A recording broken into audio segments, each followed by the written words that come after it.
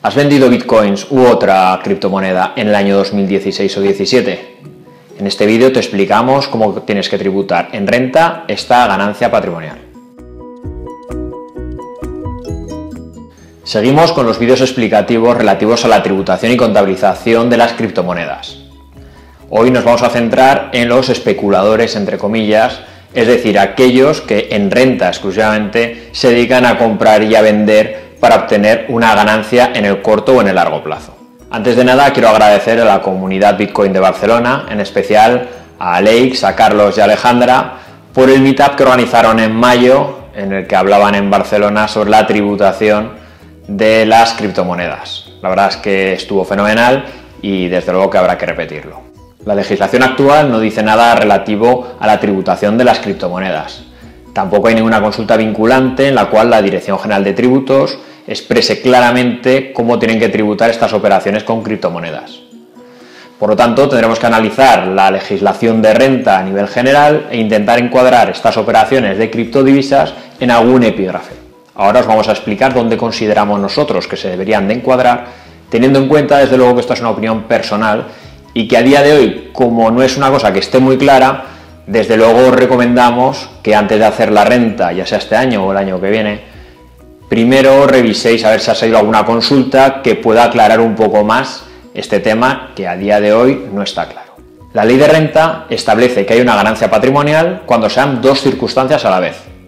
La primera, que haya una alteración en la composición del patrimonio, y la segunda, que haya una alteración en la valoración de ese patrimonio. Ponemos varios ejemplos. Si tengo una casa y la vendo, claramente ha habido un cambio de composición del patrimonio. Antes tenía casa, ahora tengo dinero. Y también ha habido una variación en el valor. La casa me costó en su día 100.000 euros y ahora la he vendido por 200.000. Alteración también de valor. Si esa casa, en vez de venderla, la permuto por otra casa, también hay una ganancia patrimonial, ya que antes tenía esta casa y ahora tengo esta otra que es totalmente distinta. Y además ha habido una alteración de valor. Esta me costó 100.000 euros en su día y ahora vale 200.000, que es el valor que me hubiera costado comprar esta otra casa. Por lo tanto, también hay una ganancia patrimonial cuando hay una permuta de una casa por otra casa. Cuando tenemos unas acciones, por ejemplo, de Endesa, y las permutamos, las cambiamos por otras acciones de Endesa que nos den los mismos derechos, en ese momento no ha habido un cambio de la composición del patrimonio, ya que teníamos acciones de Endesa, ahora tenemos las mismas acciones de Endesa, con los mismos derechos. Son otro número de acciones, pero realmente son las mismas. Por lo tanto, en ese caso, aunque haya habido variación en la valoración de esas acciones, no hay una ganancia patrimonial. Es muy importante tener claro estos dos conceptos antes de entrar a estudiar la tributación de las criptodivisas. Por lo tanto, lo que vamos a hacer es dividir este vídeo en dos partes. Primero, la tributación cuando cambiamos divisas, criptodivisas, por dinero fiat. Y la segunda parte, cuando intercambiamos una criptodivisa por otra criptodivisa sin que haya habido movimiento de dinero fiat por el medio.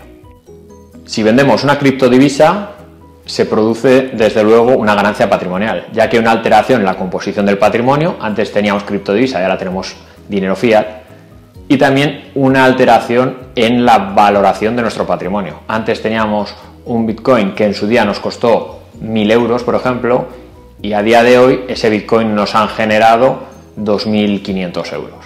Por lo tanto, también ha habido alteración en la valoración del patrimonio. Esta ganancia patrimonial tributará en el año 2016 y 2017 al 19% por los primeros 6.000 euros de ganancia, al 21% por los 44.000 siguientes euros de beneficio y por el resto, a partir de los 50.000 de ganancia, tributaremos al 23%. Una cosa muy importante en este caso es que cuando la agencia tributaria nos envíe el borrador de la declaración o los datos fiscales, no aparecerá en ningún momento la ganancia que hemos tenido al transmitir una criptodivisa.